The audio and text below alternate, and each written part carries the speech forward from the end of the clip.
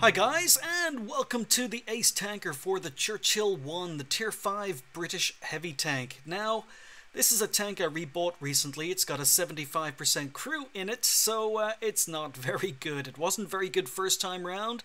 It's not very good this time round. But first time round, I disliked the tank so much I just ground through it without getting the Ace Tanker.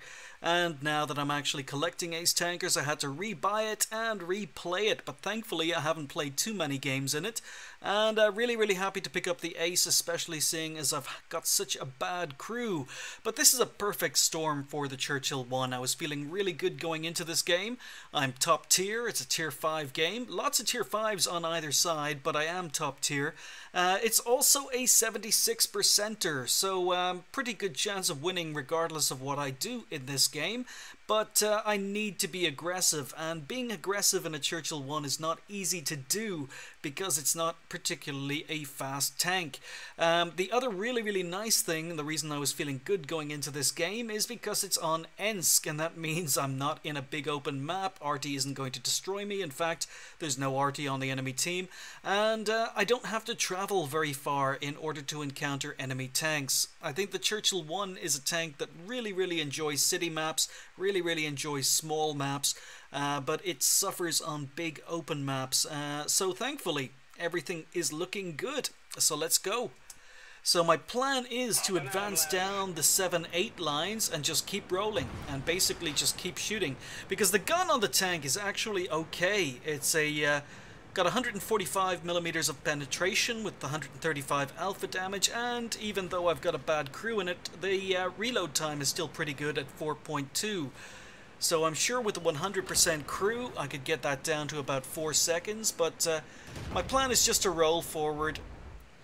Oh, this BT-7 is being really aggressive, so we'll pop out,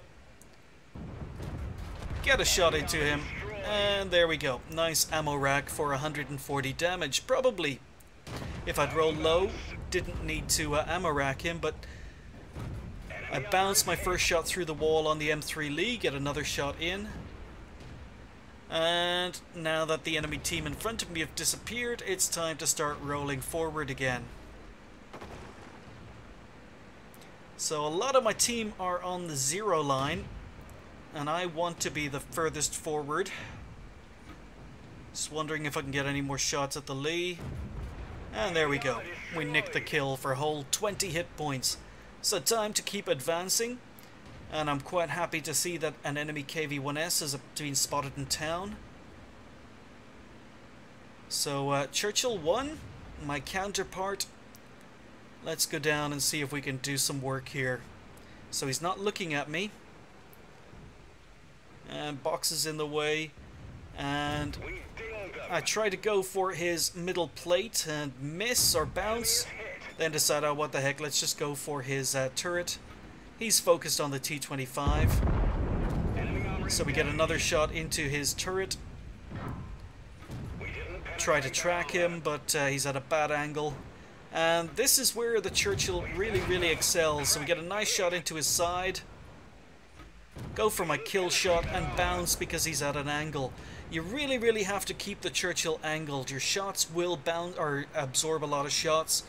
You really need to know how to side scrape to get the best out of the Churchill, and never ever drive directly towards an enemy. Always try and drive at a slight angle, just to increase the chances of them actually bouncing or just hitting your tracks. So I know there's a TD down to my left, and again I'm advancing at a slight angle.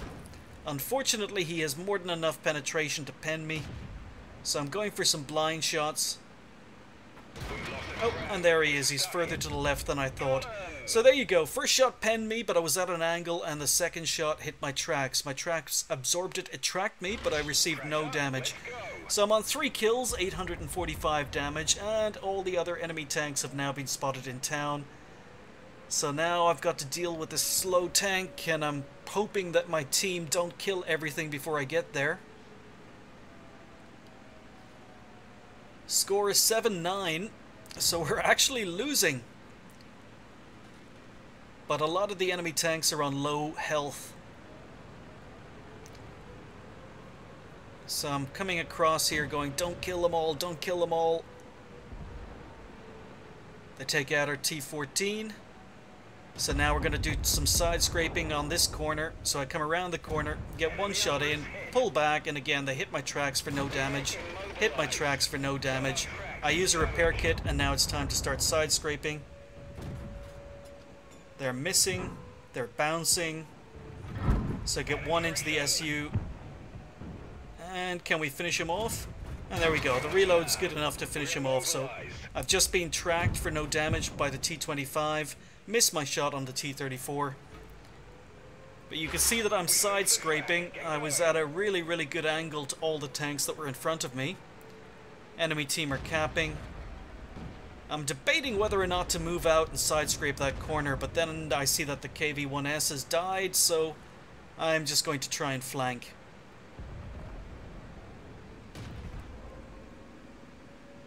So get one shot into the T-34 on the move. He dies. I just keep rolling.